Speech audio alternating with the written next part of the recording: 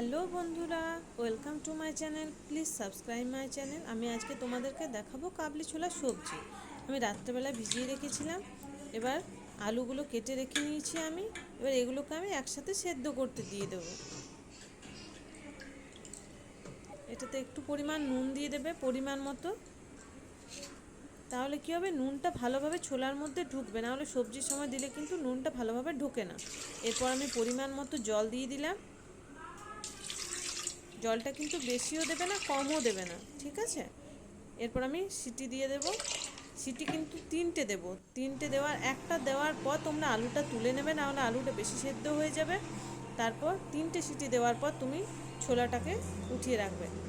তারপর আমি গরম তেলের মধ্যে দিয়ে দিলাম একটু পরিমাণ ভোগ জিরে, মানে যেটাকে সাদা জিরে বলে। তারপর তেজপাতা, কুচনো লঙ্কা আর টমেটো। এরপর আমি যে সেদ্ধ করা জলটা ছিল, ওই জলটা কিন্তু আমি রেখে দেবো, ঠিক আছে। ওটা কিন্তু ফেলে দেবো না। ততক্ষণে ওইদিকে আমার ওটা ভাজা হয়ে গেছে।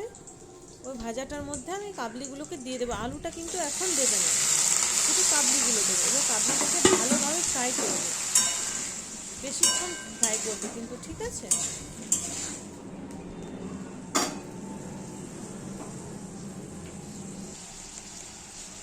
দেখো জল বেরোচ্ছে। এরপর আমি একটু পরিমাণ নুন দেবো। নুনটা কিন্তু কম দেবো, যেহেতু আমি আগের থেকে দিয়ে রেখেছিলাম।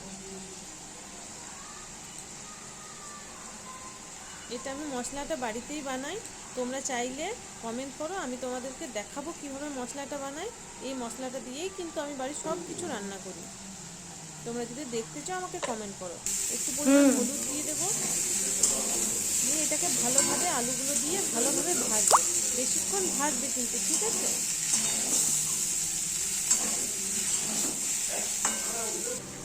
দেখো কীরকমভাবে আমি ভেজেছি। এরপর ভাজা হয়ে গেলে ওই গরম করা জলটা আমি কিন্তু দেবো, অন্য জল দেবো না, ঠিক আছে। গরম করা জলটা আমি দিয়ে দিয়েছি। দেখো কালারটা কত ভালো এসছে। এটা কিন্তু একদম নিরামিষ, সবাই খেতে পারবে। একটু আমি ম্যাগি মশলা দিয়ে দিলাম, নিরামিষ।